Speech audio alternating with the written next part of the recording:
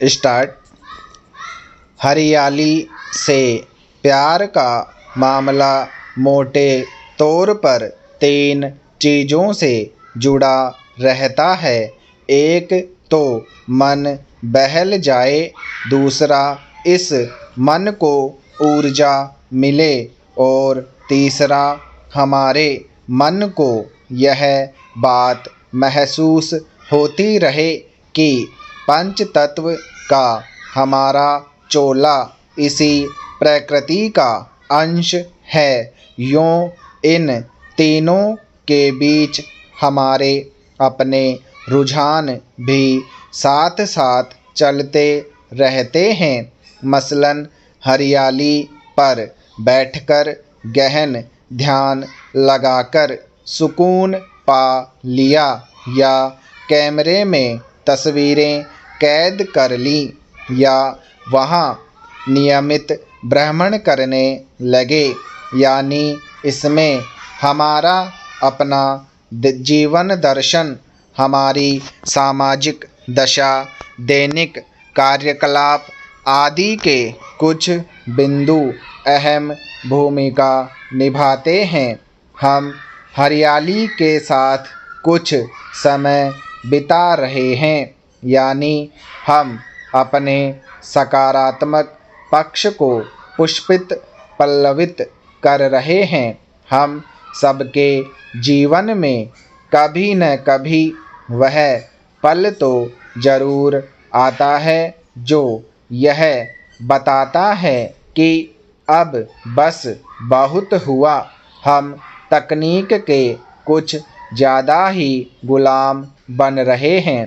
तकनीक वगैरह के हल्केपन से अब उबरने की ज़रूरत है।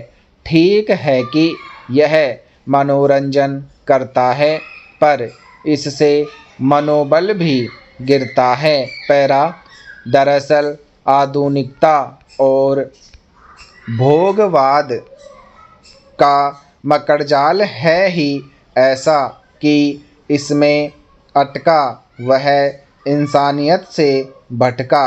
यह माहौल की मजबूरी हो गई है कि हम सब ऐसी दिनचर्या अपना बना चुके हैं जहां अपने सिवा किसी के बारे में कभी सोच ही नहीं पाते या फिर सोचने का मन ही नहीं करता। संभ्रांत कॉलोनी, आलीशान घर, मुलायम बिस्तर और नाना प्रकार की सुख सुविधाओं के बीच रहकर भी जाने क्यों हमें चैन और आनंद की नींद नहीं आ पाती और अजीब सी जद्दोजहद में समा चुके हम उस नींद को बुलाते हैं, खोजते हैं, करवट बदलकर उसका अता पता ढूंढते हैं।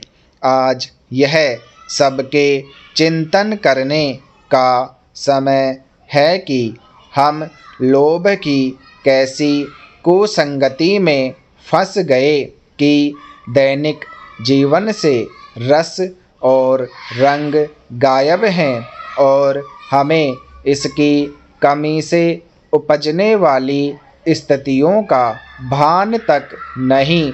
जब औद्योगिक क्रांति के साथ एक दौर ऐसा आया जब मानव प्रगति की अंधी दौड़ में बस मशीन बनने लगा, तो इससे पूरे सामाजिक चक्र को बेहद तकलीफ झेलनी पड़ी।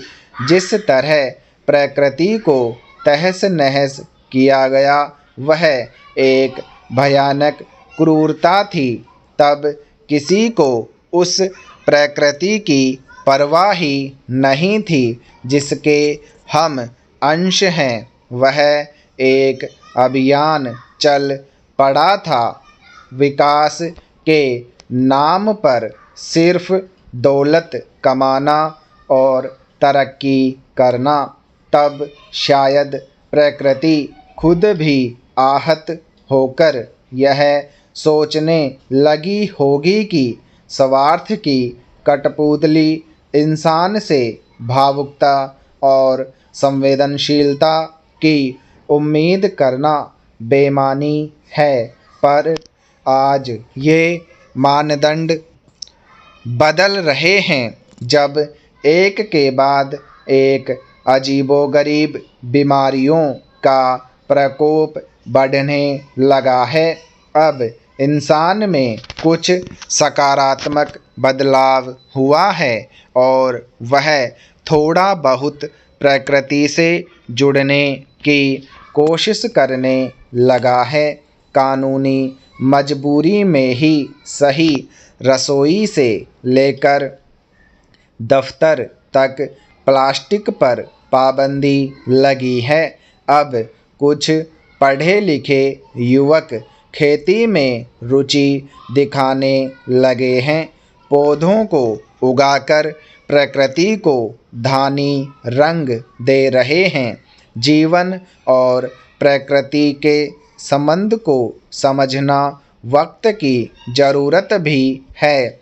आज तो हर रिहायशी कॉलोनी के लोग चाहते हैं कि शहर में सबसे हरा भरा क्षेत्र उनका ही हो। लालच, लोभ और स्वार्थ से भरे इस समय में यह अनिवार्य होने लगा है कि हम सबका जीवन मानवीयता, सहयोग और सहृदयता की अनूठी बगिया जैसा महक जाए।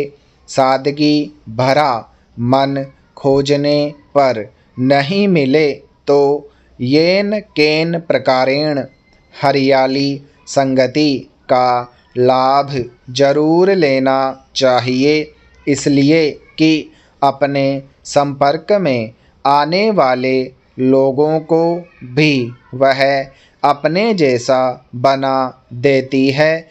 हरियाली अकेली नहीं होती। स्टॉप।